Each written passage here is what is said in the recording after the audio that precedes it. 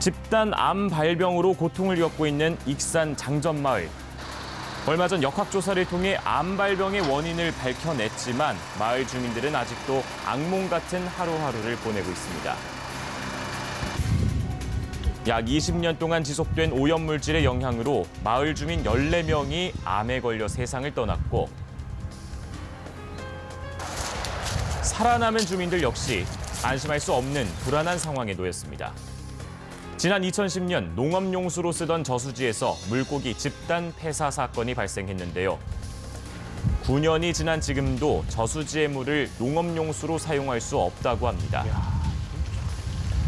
그 물고기 집단 폐사 이후에는 이 물을 거의 쓰지 않고 있어요. 예. 그보다 더 괴로운 건 바로 마을 주민들을 끊임없이 위협하고 있는 암 발병. 이 자리에 모인 주민 중에서도 암으로 투병한다고 하는 사람들을 쉽게 만나볼 수 있었습니다. 이런 일이 있을 수가 있습니다. 짜증날 정도로 그래 또 오염됐어요.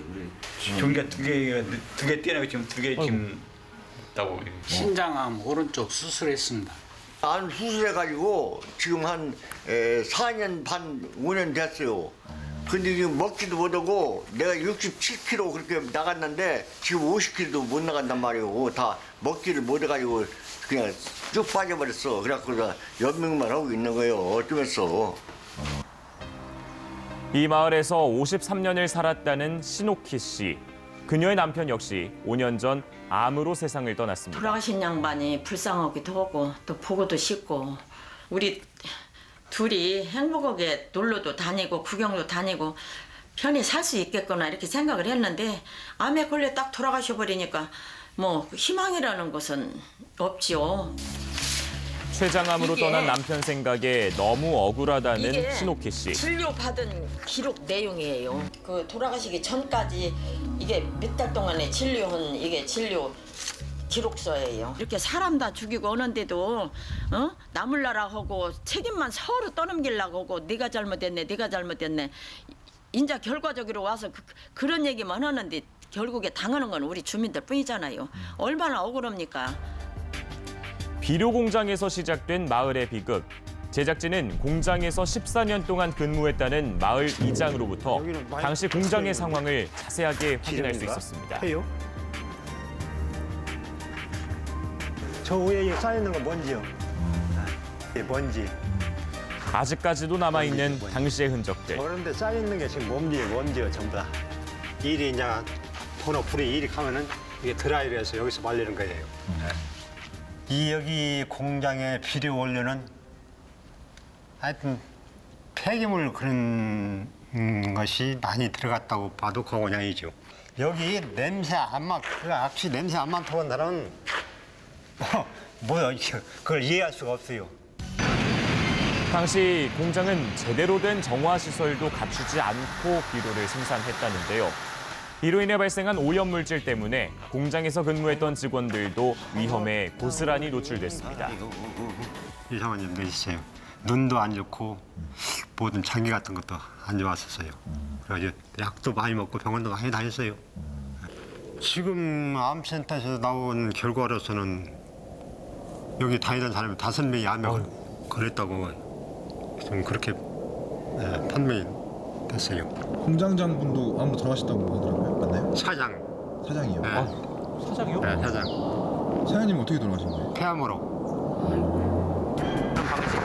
그렇습니다. 이 공장의 사장마저 죽음에 이를 만큼 위험했던 비료 공장.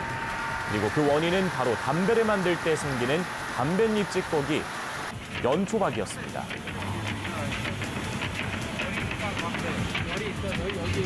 여기가 연초박이 들은 지가 2005년이나 6년 될 거예요. 들어오기 시작한 지가. 그때부터 17년까지 연초박을 뗀 거죠. 시에서 폐기물 허가를 내줬어. 그러니까 그런 거 갖다가 그냥 불법으로 비료를 만드는 거죠. 퇴비로 써야 할 연초박으로 비료를 만든다는 사실이 알려지면서 환경부는 지난 2017년 장전마을에 대한 역학조사를 진행했는데요. 그 결과 연초박에서 나온 성분이 주민들의 암 발병의 직접적인 원인이란 사실을 밝혀냈습니다.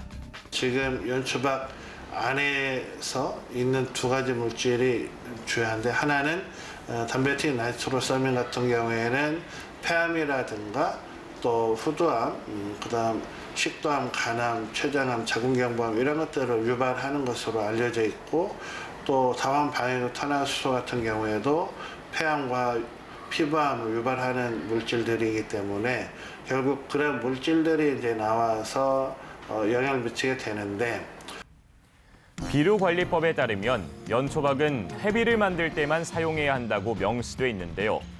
하지만 불법적인 공정을 거치면서 다환 방향족 탄화수소와 담배특이 니트로사민이라는 1급 발암물질이 나오게 된 겁니다. 24시간 가동을 했기 때문에 24시간 동안 계속 주변으로 배출이 되고 24시간 동안 노출이 됐기 때문에 24시간 동안 담배를 피우는 경우는 없기 때문에 노출이라는 측면에서 보면 흡연하는 것보다 시간이나 이런 걸로 봤을 때 훨씬 더 장시간에 걸쳐서 그리고 농도도 훨씬 높은 농도로 영향을 받은 것으로 추정할 수 있습니다.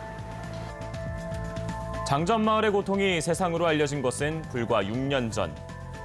하지만 주민들은 그 이전부터 악취와 폐수를 배출하는 공장에 대한 조사가 필요하다며 끊임없이 주장해왔다고 합니다. 주민들이 가가지고 길도 막고 트랙터로 길을 막고 또 말뚝도 막고 2002년도에요. 근데 그렇게 했음에도 불구하고 대문도 오고 했는데 오히려 주민들이 잡혀가고 주민들이 벌금 내야 되는 상황이 오고 그래서 주민들이 대응을 못했어요. 그 뒤로. 비료 공장의 위험성에 대한 익산시청의 입장도 들어봤습니다. 단독해서 저희한테 걸렸으면 물론 그게 내용이 나왔겠죠. 근데 그게 저희 이제 공장에서 불법으로 한 내용이라서 그거를 이제 지도 감독하는 공무원들이 이제 몰라서 못한 부분이 있을 수 있다고 봅니다. 네, 뭐 문제점에 대해서 지자체는 본인들의 소홀함을 인정하는 한편 연초박을 판매한 KTNG의 책임도 함께 지적합니다. 연초박은 폐기물로 분류가 되고 그 폐기물이 비료로 사용할 수 있다고 돼 있기 때문에 KTNG가 이제 전국에 있는 뭐 비료 공장을 대상으로 계속 그 담배 찌꺼기를 계속 이제 반출한 거잖아요. KTNG는 지금 뭐 아무튼 법적으로 잘못 없다고 계속 그렇게 말씀을 하시니. 비료 공장에 연초박을 판매한 KTNG의 의견이 궁금해졌습니다. 그러네요. 하지만 KTNG는 적법한 절차를 통해 판매했다는 입장을 고수하고 있는데요. 비료 공장이 연초박을 불법적으로 활용하는 것을 알고도 KTNG가 판매했다면 문제가 심각합니다. 이처럼 관련 기관들의 관리 감독이 소홀한 사이 장전마을은 죽음의 암마을로 변해갔습니다. 익산 장전마을 주민대책위원장을 맡은 최재철 씨 역시 올해 1월 폐암으로 아버지를 잃었습니다.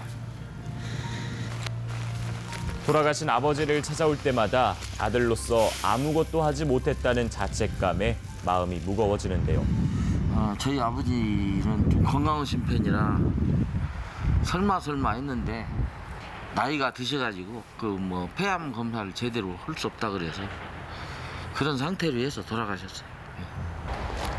우리 주민들이 이렇게 돌아가시면 여기서 묻힌 곳이고요.